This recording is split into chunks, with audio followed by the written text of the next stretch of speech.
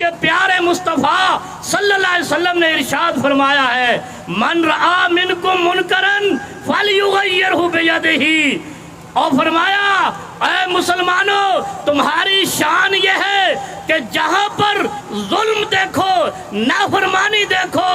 اور رعایا کے ساتھ زیادتی دیکھو، بس میں اتنا کہتا ہوں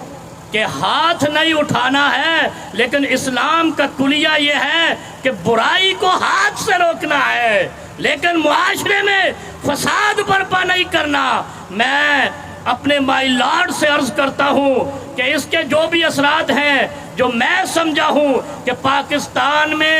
انسانوں کی منڈی لگے گی، اس فیصلے کے بعد لوگ بکیں گے، لوگ خریدے جائیں گے اور اس کو قانونی حیثیت حاصل ہو جائے گی، جو جتنا ریٹ لگواتا رہے۔ اس لیے میں نے کچھ عرصہ پہلے کہا تھا، جب ہمارے وزیر اعظم صاحب نے فرمایا کہ لوگ بک رہے ہیں، میں نے کہا یہ قومی اسمبلی نہیں ہے، پھر یہ مویشی منڈی ہے، کیونکہ انسان کی کوئی قیمت نہیں ہوتی۔ اور وزیر اعظم صاحب نے بھی کہا تھا کہ میری کوئی قیمت دے نہیں سکتا، اور یہ قرآن کا اصول ہے،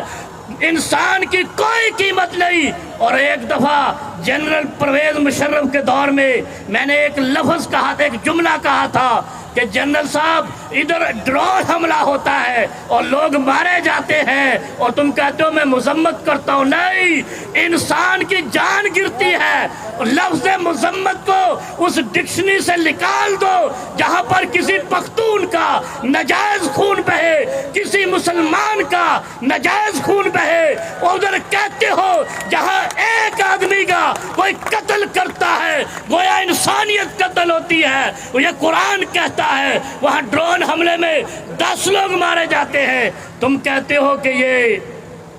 مذمت کرتے ہیں۔ اور دوسری طرف یہ عدم اعتماد، یہ قانونی طور پر ناجائز ہے، اسلامی طور پر حرام ہے۔ کیوں؟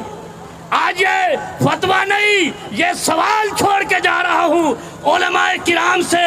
جو ایم این اے بنتا ہے کم از کم اس کا 1 لاکھ ووٹر ہوتا ہے، وہ ایک نشان پہ ایم این اے منتخب ہوتا ہے، پھر وہ 1 لاکھ کے گردن پہ کھڑا ہو کے اپنے سر کی قیمت لگواتا ہے۔ یہ حرام ہے اور اسلام میں اس کی سزا سنو، ذرا سنو، میں آپ کو بتاتا ہوں، کیونکہ حلیم عادل شیخ صاحب کا فرمان تھا کہ اسلام کی روح سے تھوڑا سا تحریک